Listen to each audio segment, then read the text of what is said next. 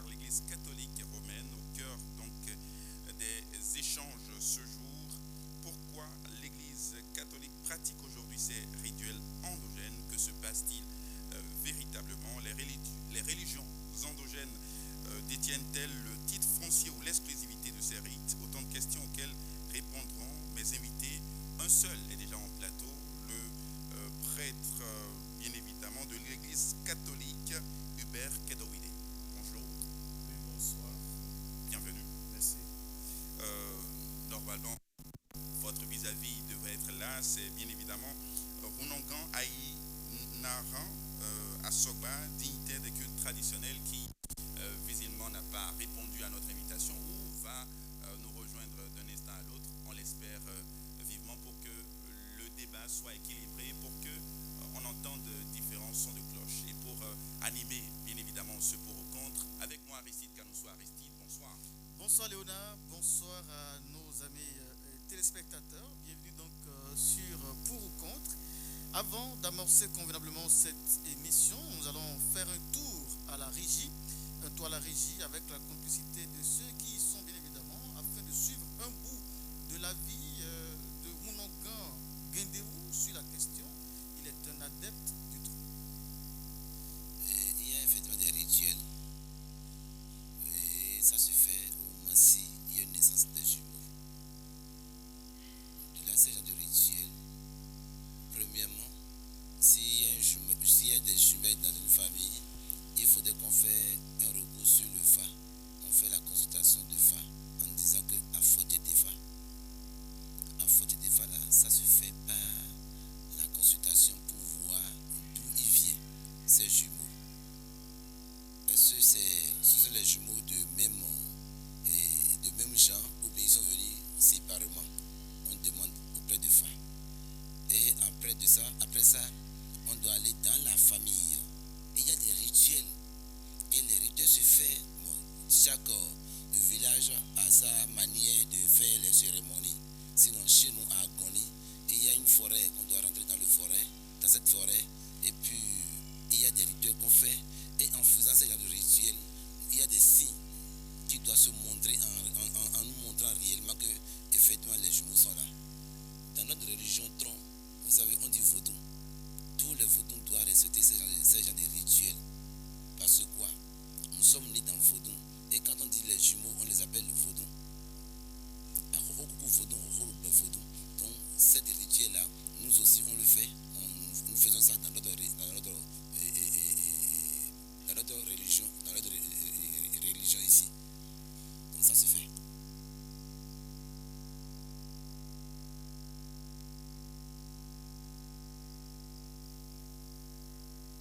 Retour donc en plateau pour ouvrir convenablement cette émission avec pour le moment le père Hubert Kedowide à qui je vais faire la toute première question. Père Hubert, d'abord, bonsoir. Oui, bonsoir. Alors, la première chose c'est de savoir, est-ce vrai que l'Église catholique que vous représentez ce soir sur le plateau pratique des rituels dits propres aux cultes endogènes? L'Église catholique est une église qui est ouverte à l'accueil des hommes et des femmes afin de les accomplir et de les épanouir. Et cette église, c'est l'assemblée du peuple de Dieu, l'assemblée des pécheurs graciés par le Seigneur qui sont ouverts à la rédemption. Et je pense que ce faisant, l'église de Jésus-Christ est toujours cette église qui accueille tout le monde. Qu'on soit 2, 3, qu'on soit venu tout seul dans le monde, qu'on soit malade, qu'on soit handicapé, il n'y a pas d'exception. Et l'église ne pratique aucun rituel endogène ni autre chose. L'église pratique le rituel actuellement de l'église catholique, c'est le missel romain qui définit ça et le livre qu'on appelle le livre des célébrations. En dehors de ça, l'église ne pratique pas d'autres rituels que ça. Et quel est ce rituel-là recommandé par l'église romaine? Vous savez, il y a parmi les sacrements, on en a 7. On a 7. Le tout premier sacrement, le sacrement de l'initiation, chrétienne, c'est le baptême. Le baptême. Et le baptême part par la nomination de la personne, le nom que porte la personne, et ensuite le signe de croix qui est le signe de notre rédemption, le Christ qui nous a aimés jusqu'au bout. Il est mort pour nous, il est ressuscité pour que nous ayons la vie en abondance, et donc on va mettre le signe de croix sur le front de ce bébé pour lui dire que lui-même désormais a accès définitif à la rédemption, sauvé du péché et de la mort pour être héritier de la vie éternelle. Ensuite, on écoute la parole de Dieu qui est le socle de notre identité chrétienne, la parole qui est la lumière, qui nous nourrit, alimente la vie de Dieu en nous. Et après la parole et l'explication, eh bien, on commence ce qu'on appelle le rite proprement dit au niveau du baptême. Et jusqu'à preuve de contraire, il n'y a pas d'autre rite que ces étapes-là. La première étape, c'est que notre vie de foi, ce n'est pas seulement l'Église visible. Il y a au niveau des étapes de notre assemblée de Dieu 3 catégories. Il y a l'Église militante, nous sommes pèlerins pèlerins sur la terre, nous formons un corps, un peuple de Dieu débaptisé, c'est l'Église sur la terre qu'on voit. Il y a l'Église triomphante, les saints du ciel qui ont déjà fait le parcours et qui sont entrés dans la béatitude éternelle, et l'Église souffrante, c'est-à-dire tous ceux et celles qui sont incompris, rejetés à cause de leur foi, martyrisés à cause de leur foi, tués à cause de leur foi. Donc, le début du baptême, ce serait d'appeler les saints du ciel pour que nous formons l'assemblée de tout ce peuple de Dieu, pour faire entrer cet enfant dans la multitude de toutes ces personnes innombrables qui le précèdent et qui sont témoins de sa foi. Et après cela, le prêtre demande maintenant à ceux qui ont amené l'enfant, puisque l'enfant ne peut pas parler, et qui ont décidé d'inscrire cet enfant dans la grande famille des enfants de Dieu, de professer leur foi.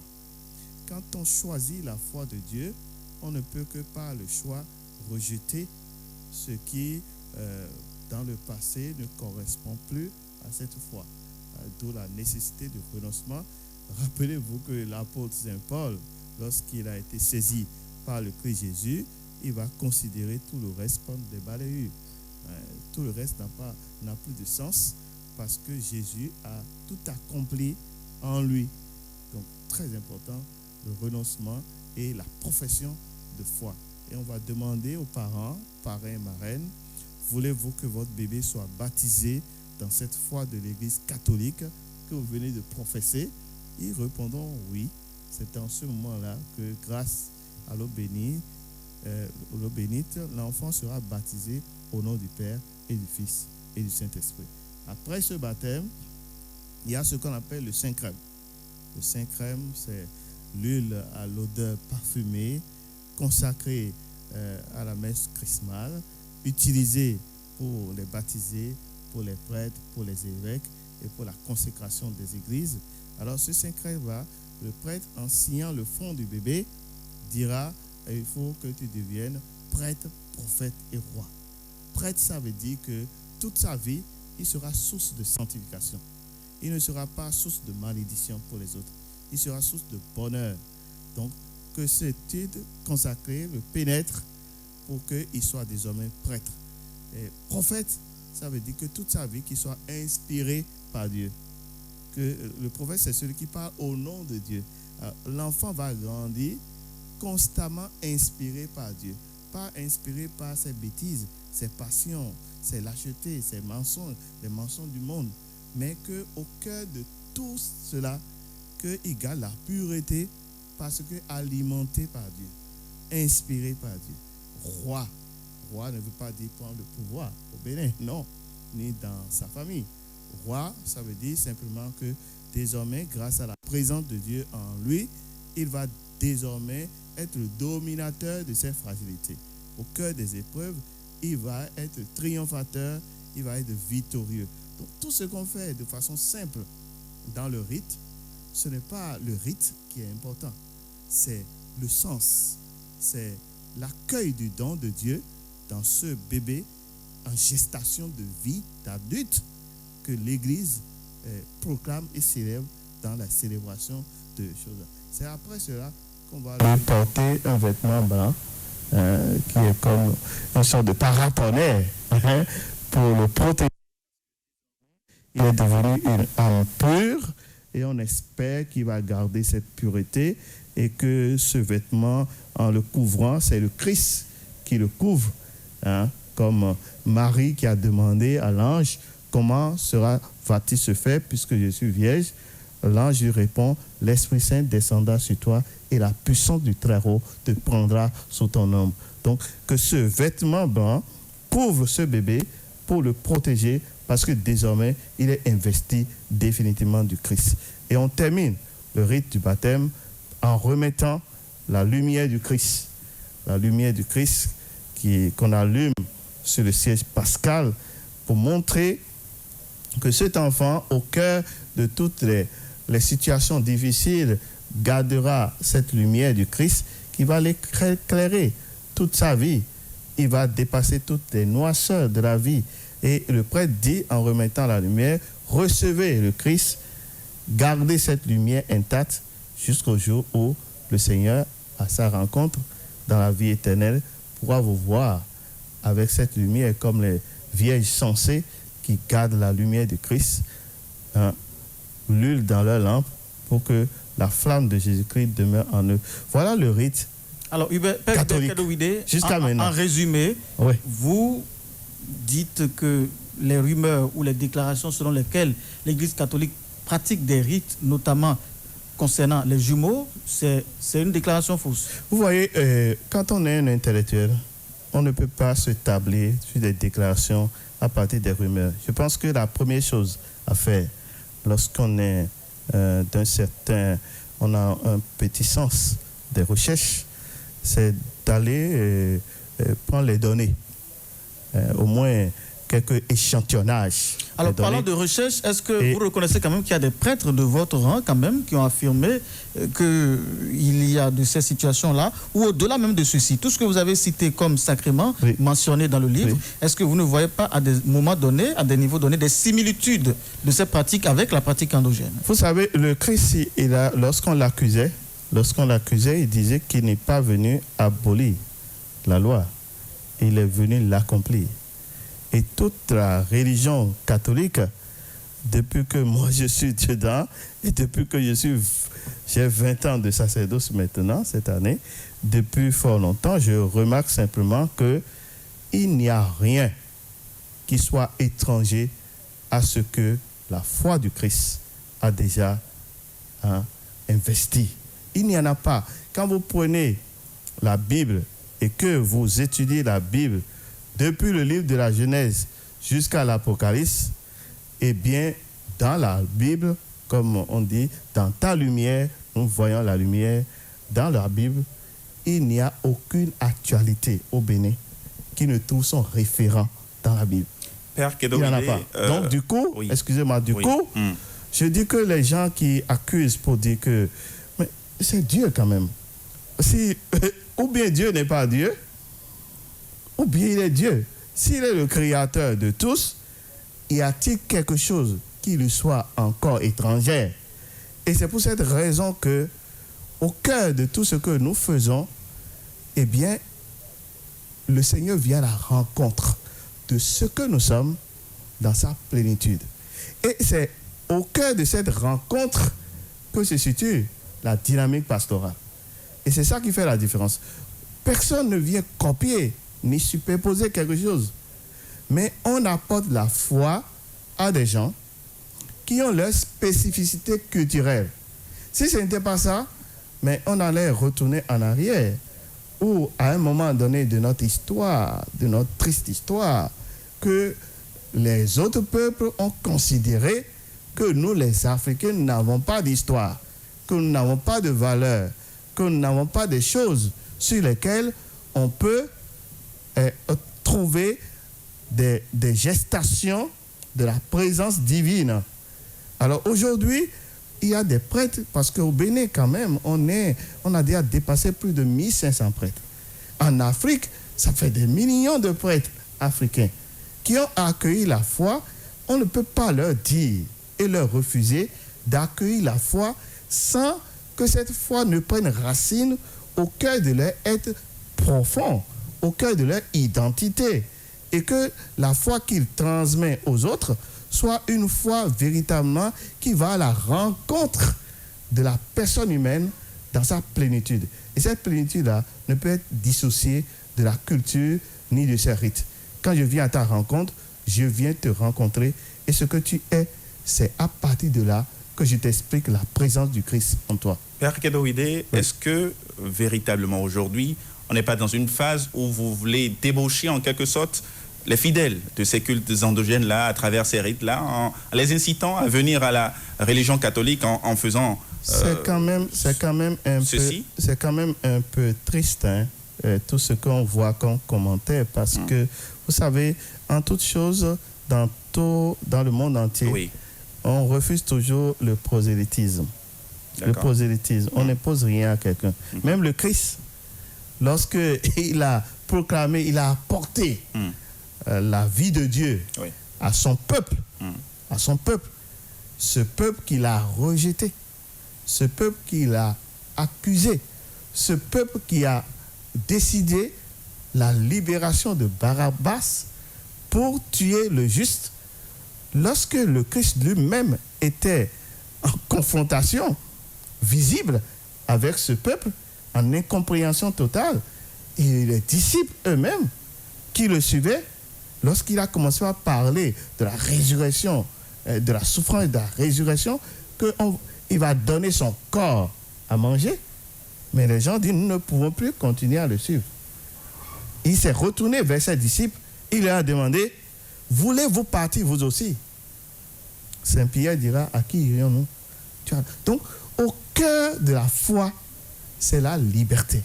Alors, et c'est pour cette raison que lorsqu'on apporte la foi à quelqu'un, en tout cas catholique, on présente. Et c'est à la personne d'y adhérer librement. C'est pour cela qu'on parle d'initiation. Librement.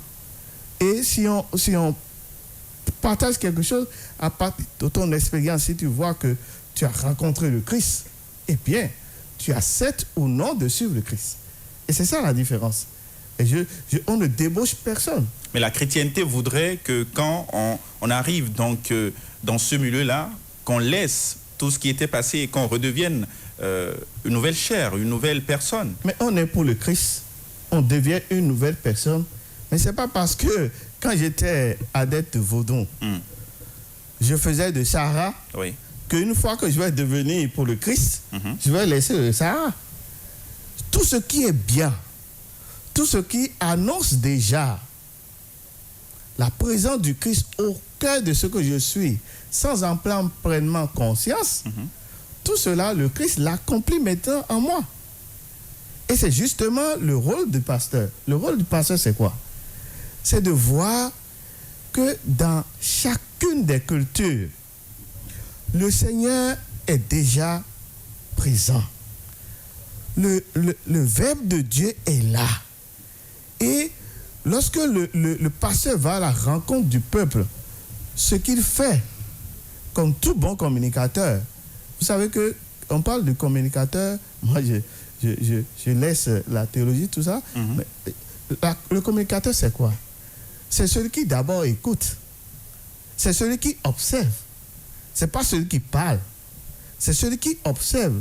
Et même dans les relations interpersonnelles, dans la création d'une société, même pour créer une télévision comme celle-ci, on parle de l'étude du marché. Et c'est-à-dire que le dogme au niveau de la religion catholique évolue au fil du temps et au gré donc de la culture. Qu'est-ce que vous appelez dogme qui évolue? Rien n'évolue. Le Seigneur, lui, il est de toute éternité. Ce qu'il est, c'est notre accueil de Dieu qui évolue. Même moi qui suis ici tous les jours, mon accueil de Dieu doit évoluer. Je ne suis pas un être, on dit dans le fauteuil égale dans le cercueil. Celui qui ne bouge plus, qui n'est pas dynamique, ne peut pas évoluer. Alors, Donc, Père, du coup, même la foi de tous les jours reste un cheminement. d'accord. Un Père cheminement de Hubert tous les jours. Kelouidé, vous aviez dit, nous sommes environ 1500 prêtres qui ont reçu en quelque sorte le Christ et qu'il y a une certaine liberté ou une liaison qu'on peut faire avec l'origine de la personne qui reçoit le Christ et le cheminement qu'il est en train de prendre. Je vais vous poser une question. À l'étape où nous sommes, est-ce que des prêtres peuvent prendre des initiatives personnelles dans leurs églises comme du genre initier du zéli ou du avizéli, un rythme que nous connaissons, un rythme purement endogène qui permet à la, je sais pas, à la tradition ou aux pratiques ancestrales de célébrer par exemple le départ d'un être cher. Est-ce que cela relève d'une initiative personnelle d'un prêtre ou bien l'Église catholique est au courant de cela?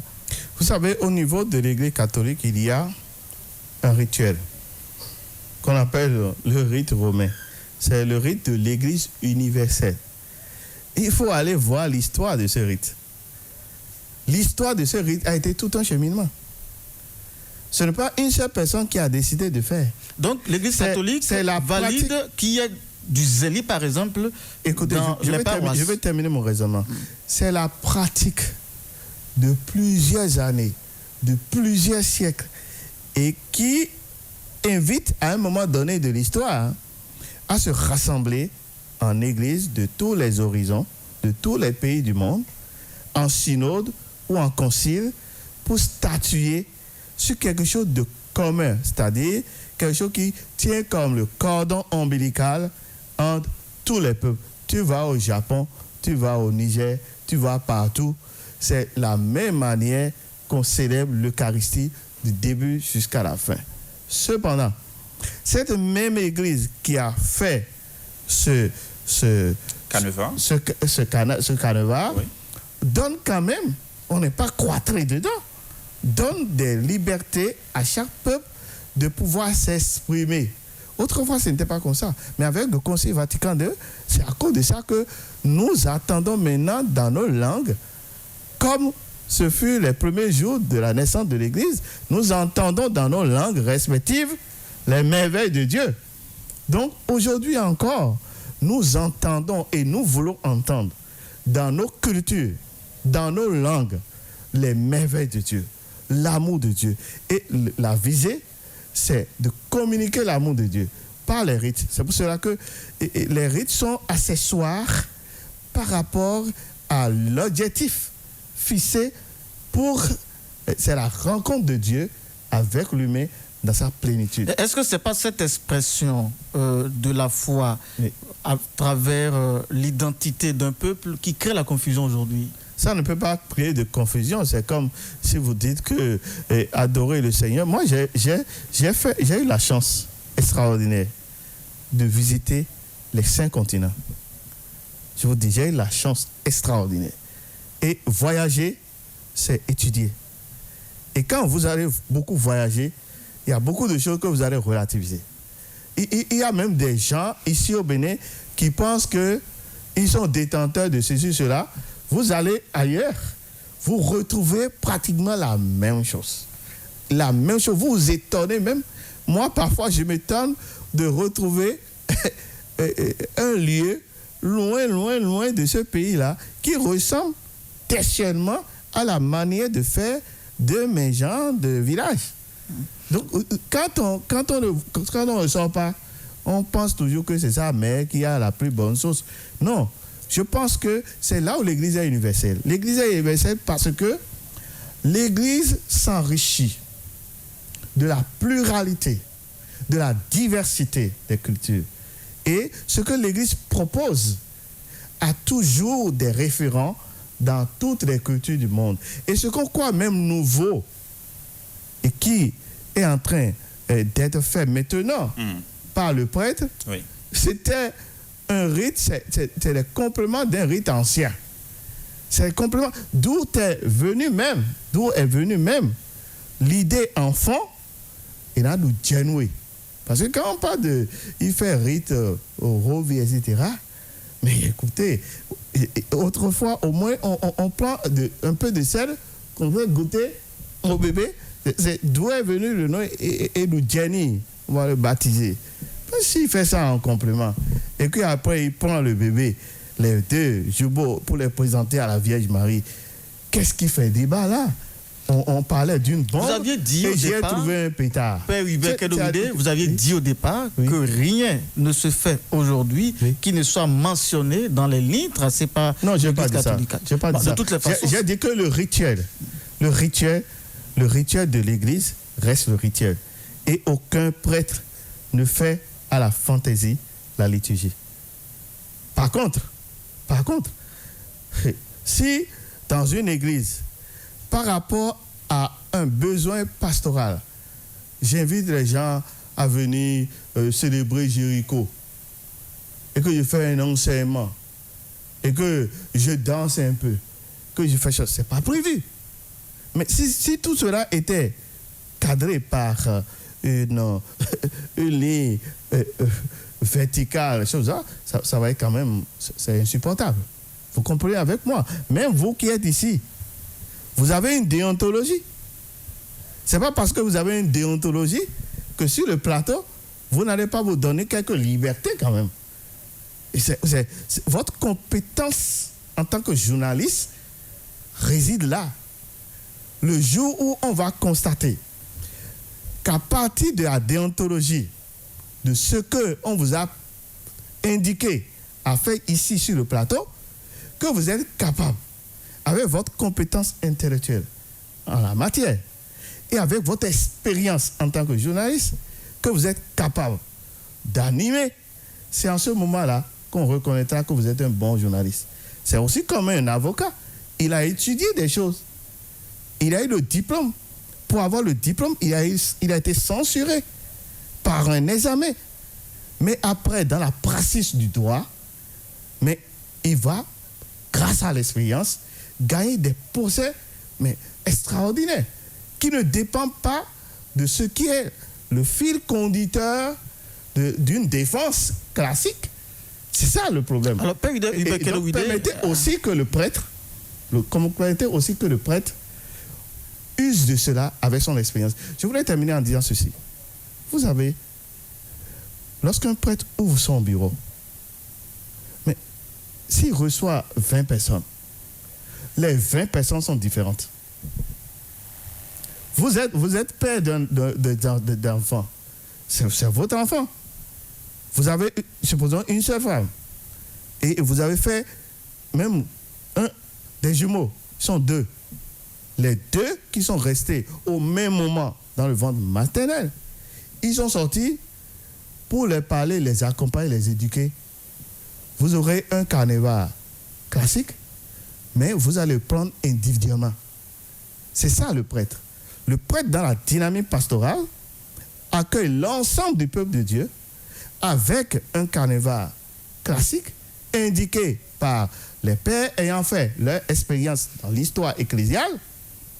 Mais au terme de cela, il accompagne de façon spécifique chaque être en réponse à ses besoins, en réponse à ses peurs, en réponse à ses soifs, en réponse à ses faim. Et c'est cela. Et si je vois un besoin pastoral quelque part sur une paroisse, lié à des problèmes d'handicapés, de jumeaux, ou etc., eh bien, en tant que prêtre, j'ai le devoir de les accompagner. Avant de laisser Léonard vous faire sa question, oui. Certains pensent que, en tout cas comme moi, que vous faites économie de vérité. Je le dis pourquoi? Parce que, eh bien, quand on prend la pratique dans l'Église catholique aujourd'hui, on a l'impression que vous vous appropriez de certaines pratiques des religions endogènes, mais dont vous banalisez la teneur. C'est des choses qui sont peut-être sacrées pour les autres là-bas, mais que vous banalisez ici. Je prends l'exemple de Enadou Djenoué. C'est des choses où c'est des paroles qui étaient ou qui sont des paroles fortes. Dans l'Église catholique aujourd'hui, on voit des jeunes filles, des enfants qui s'abordent des pagnes autour de la hanche, qui se tatouent eh bien, le bus, et qui ont des récades en main et qui dansent dans l'Église catholique. Ça, par exemple, on sait que dans les palais royaux, ça relève de quelque chose de sacré pour accompagner le roi dans ces différents rites. Alors aujourd'hui, dans l'Église catholique, vous semblez banaliser ces choses-là. Est-ce que vous n'avez pas l'impression que vous créez un peu de confusion? Je pense que ce qui vous manque, c'est peut-être l'histoire. Il faut aller étudier l'histoire de l'Église et l'histoire de la rencontre avec... Est-ce que c'est mentionné dans l'histoire qu'il faut danser avec les ricades dans l'Église catholique? Non, c'est pas l'Église catholique. Quel est le départ de ça? Non, c'est juste une question. Est-ce que c'est mentionné dans l'histoire qu'il faut danser avec les ricades dans l'Église catholique? Je te dis que c'est manque d'informations historiques. Je le refuse. Pour la simple raison que, après le Concile Vatican II, où l'Église a ouvert la possibilité pour les peuples du monde entier d'accueillir la foi dans leur culture et de permettre à partir de leur langage d'annoncer le Christ, eh bien, chaque peuple s'est approprié à partir de son patrimoine culturel la manière de célébrer le roi des rois et le Seigneur des seigneurs. Quand vous interrogez l'histoire, que vous inspire la récade dans l'histoire du peuple africain? Mais ce que tu es en train de dire, c'est comme si, quand tu interroges l'histoire, est-ce que... La récade représentait quoi pour les rois? Pour interroger l'histoire, d'où est partie l'utilisation de la cravate? Et pourquoi portez-vous de la cravate? Non, ce n'est pas le même, ce n'est pas le même sujet. Non, vous êtes en train de me dire... Je parle de la récade. Écoutez-moi. Dans l'histoire, regardez tous les peuples africains, asiatiques, qui annoncent Jésus-Christ, ou d'autres religions. Mais ils annoncent avec quoi? Ils annoncent avec leur réalité culturelle. Ce n'est pas affaire de la récade, etc. Ce n'est pas ça. Ce qui c'est la rencontre avec le Seigneur, et le Seigneur étant le roi des rois et le Seigneur des seigneurs, et la gestation de l'utilisation de ces pratiques, c'est de commun accord avec l'accueil fait aux missionnaires par nos ancêtres. Quand vous allez au Zaïre, que vous allez en Côte d'Ivoire, c'est partout comme ça. L'utilisation des pailles, des tissus, de ceci, cela, mais il y a des choses qui sont sacrées. Et c'est parce que Dieu est sacré que l'expression que nous prenons pour nous tourner vers le sacré, une fois que j'adhère à ma foi, je vais m'exprimer par ce que j'ai du sacré. Je ne peux pas faire autrement. Pourquoi avoir attendu tout ce siècle pour commencer dès maintenant, pour commencer par pratiquer tout ceci? Parce que si c'était pratiqué au départ, par exemple, je donne l'exemple très simple de ce que vous êtes en train de défendre là, où les gens peuvent aller danser avec des accoutrements qui prêtent à confusion, tels comme s'ils étaient dans un palais royal. Est-ce que vous ne voyez pas que vous avez attendu trop longtemps avant de commencer par mettre en pratique Là encore, vous avez un problème historique, puisque le Christ lui-même est parti... finalement, vous voyez le problème partout. Non, le Christ lui-même est parti de la Pâque juive. Il n'y a pas quelque chose qui soit descendu du ciel, là. Il est parti de la Pâque juive. Donc, de quelque chose qui est sacré à sa culture. Il n'est pas parti d'autre chose. Il a assumé jusqu'au bout.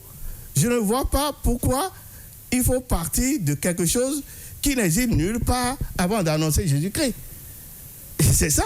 Le Christ lui-même est parti d'une réalité socio-culturelle de son peuple. C'est cela, la foi. Père Kedoide, vous avez parlé de la liberté que vous donne aujourd'hui le Concile Vatican II. Est-ce que vous ne pensez pas, parce que on le sait très bien, l'atmosphère dans laquelle est venue donc l'Église catholique, c'était au temps de la colonisation. Est-ce que ce n'est pas une nouvelle colonisation qui est en train de se former ainsi? Parce que entre-temps, on nous avait dit que nos cultes endogènes n'étaient pas, il n'y avait rien de bon dedans. Aujourd'hui, on nous dit qu'il faut faire avec ces cultes endogènes-là et qu'il y a des trucs qu'on peut prendre, qu'il y a quelques rites qu'on peut essayer d'insérer dans cette Église catholique-là. Est-ce que ce n'est pas un déni donc de cette religion? Et au-delà de ça, est-ce que, en quelque sorte, on n'est pas en train de faire une nouvelle colonisation parce qu'entre-temps, peut-être, les peuples africains sont en train de se révolter? Moi, je pense qu'il ne faut pas insulter nos peuples. Nos peuples sont assez mûrs. Actuellement, nos peuples sont assez mûrs. Oui. Et ça se voit d'ailleurs dans les réalités, même si parfois on est confronté à des manques de liberté, des manques de moyens en Afrique. Oui. Quand vous regardez l'aspiration de nos peuples, les gens veulent le mieux-être. Les gens, même ceux qui fuient parfois l'Afrique, et consciemment, ils veulent le mieux-être. Donc ce n'est pas aujourd'hui où le monde est si évolué, une église inoffensive. Au fond, l'église est inoffensive. Et c'est pour ce qui me fait mal, Oui. moi personnellement, ici au Oui. Bénin, tout le patrimoine socio-culturel Oui. de notre pays, même au cœur de la colonisation, la plupart des cas, ça a été sauvegardé par les prêtres. Si vous voulez faire des recherches aujourd'hui Oui. sur le phare, allez au Grand Séminaire Saint-Gall. Les écrits des premières années où on confie à l'écriture ce qui aurait pu s'envoler Oui. dans l'oralité, le patrimoine là, c'est à Saint-Gall. La sortie d'enfants, les premiers prêtres, les tout premiers, et qui ont travaillé dans une période d'hostilité et d'incompréhension. Les premiers prêtres dahoméens contre même le colon, déjà en ce moment-là où ils ont accédé à la foi et à la compréhension de ce que Dieu leur présente comme bonheur, ils étaient les premiers à dire: mes chers, vous ne pouvez pas nous dire que ce que Dieu nous présente là, nous devons totalement dire que tout ce que nous sommes est mauvais. Les prêtres paient à leur âme. Thomas Mulero a été décoré par le Dahomey et par le Bénin. Et c'est quelqu'un qui a travaillé en marchant et à vélo jusqu'à Soponta pour laisser à l'histoire, même l'histoire du Bénin, que les historiens, les grands historiens que nous connaissons contemporains, ont pris après pour travailler et continuer à travailler. Les premières gestations de cette histoire confiées à l'écriture, ce sont des prêtres et qui nous ont légué ça. Donc ce n'est pas quelque chose de maintenant qu'on s'est levé spontanément, non. Ceux qui disent ça, c'est qu'ils ne font pas de recherche. S'ils sont scientifiques, ils doivent aller dire: mais ces prêtres-là qui sont morts, qui sont nés à Kétou, qui sont nés les Kiti, et qui ont travaillé les Rounyémé, qui ont parti au nord, où des zones reculées du Bénin, où l'État n'avait même pas la possibilité d'y aller, ce sont eux qui étaient comme des anthropologues, des sociologues, des historiens, et qui ont recueilli l'histoire de Savère, de Soponta, de Banter, et qui ont confié à l'écriture les premiers rudiments qui permettent aujourd'hui à des historiens de sauvegarder le patrimoine national. En conclusion, Père Hubert Kadoubié, quand on dit ça, parce que chaque fois que les gens parlent, moi j'ai un très grand respect pour les personnes. Même les gens qui, à un moment donné, ont revendiqué le patrimoine culturel. Non, le patrimoine culturel jusqu'en contestation de notre foi, jusqu'en contestation de certaines choses qui n'étaient pas correctes. Paix à son âme. Récemment, nous avons un baobab qui est décédé, le professeur Aguessi. C'est un géant. Il n'est pas d'accord pour tout ce qui se fait dans l'église catholique. Il n'est pas d'accord. Cependant, je l'ai écouté plusieurs fois avec merveille et il rendait hommage quand même à cette église. Surtout, parce que quand on parle de l'église, ne regardez pas trop les blancs. Regardez, ça fait plus de 90 ans que le premier prêtre a été ordonné. Et une fois qu'il a été ordonné, il est resté prêtre de Jésus-Christ dans la plénitude de son identité noire. Les Noirs s'interrogent, commencés à Paris, amené jusqu'à l'indépendance. Qui était l'aumônier? Qui était l'aumônier de ces gens-là? Ce n'était pas Monseigneur Sastre, jeune prêtre. Les pères à nous pour nous devenir évêques. Mais ils se sont battus. Et les gens les ont rejetés. Même au cœur de l'église, on les a rejetés. Mais dit aujourd'hui que c'est aujourd'hui que l'église découvre et veut saboter. C'est insulter l'histoire de ces gens. On ne dit pas que l'église veut saboter.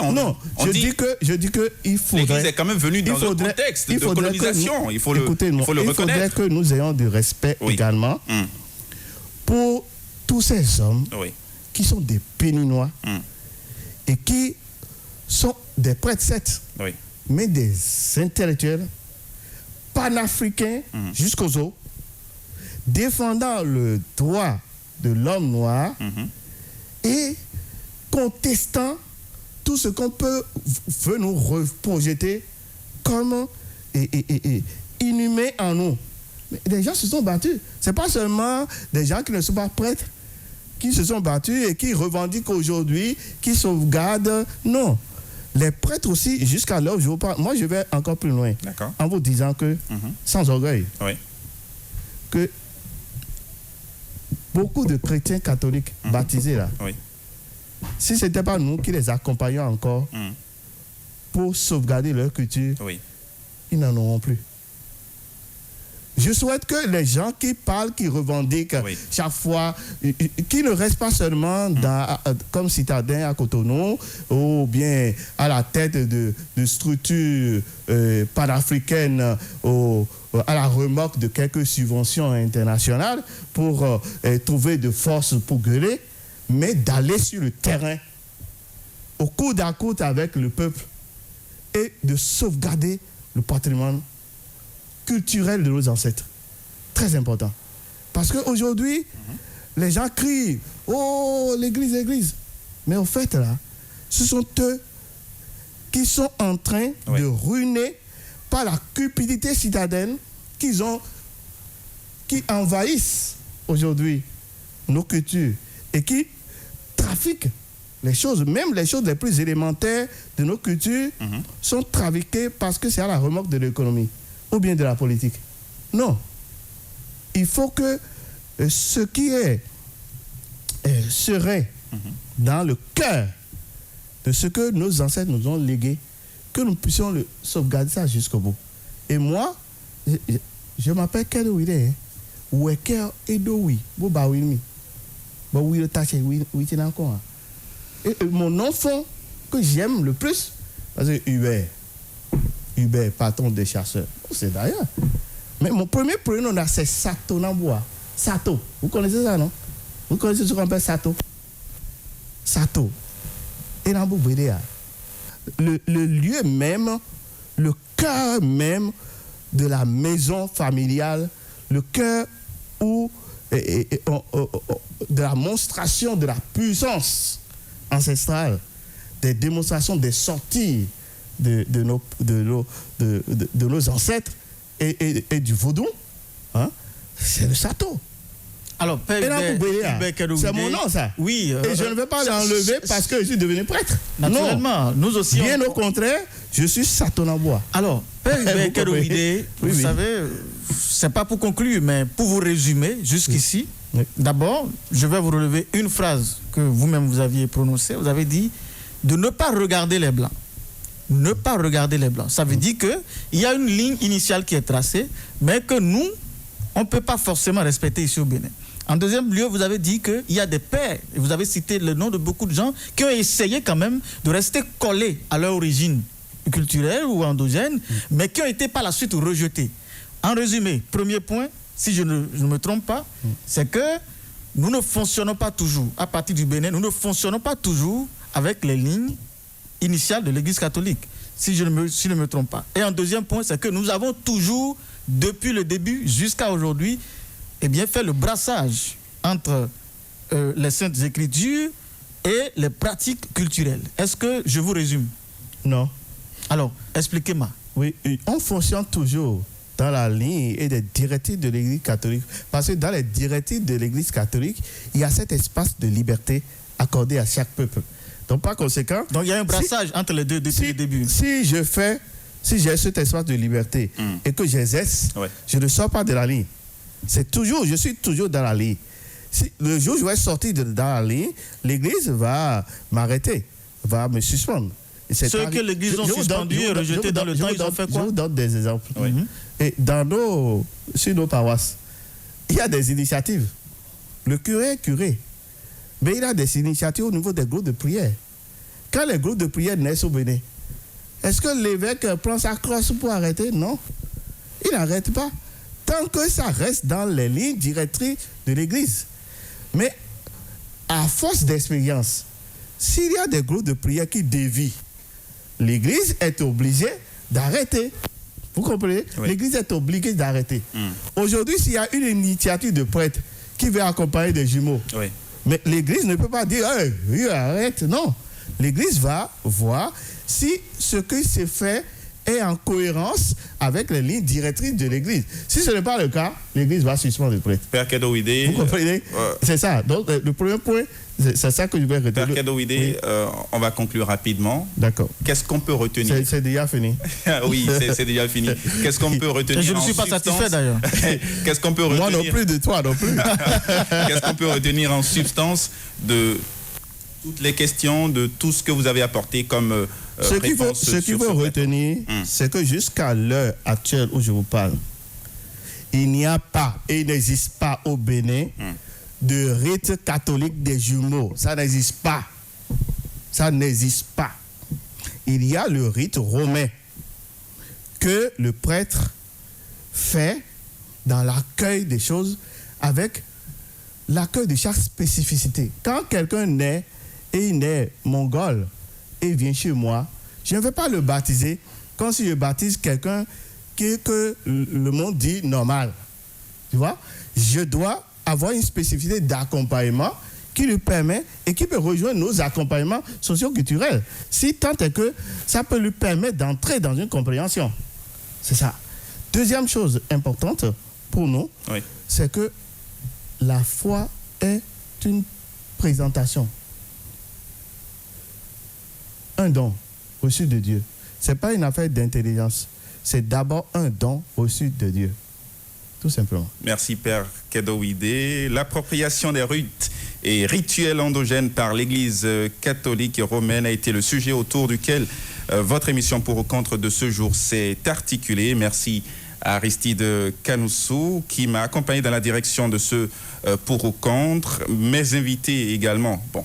Il n'est pas venu le second invité, mais merci donc au père Hubert Kedowide. Moi aussi, j'ai failli de ne pas arriver, parce que c'est comme on parle trop de la même chose, parce que cette affaire-là, c'est, comme je t'ai dit, les gens crient que c'est une bombe, mais c'est juste un pétard. Ça n'a pas de choses là. C'est qu'en 5 minutes d'horloge, vous êtes resté donc scotché devant vos postes téléviseurs et également à écouter Golf FM Africa. Merci de votre attention. À suivre juste après moi une nouvelle édition du Point de l'actualité à travers le journal télévisé avec Spérois ou sinon Léonard Claudel Sonnet quand je suis. Bonsoir.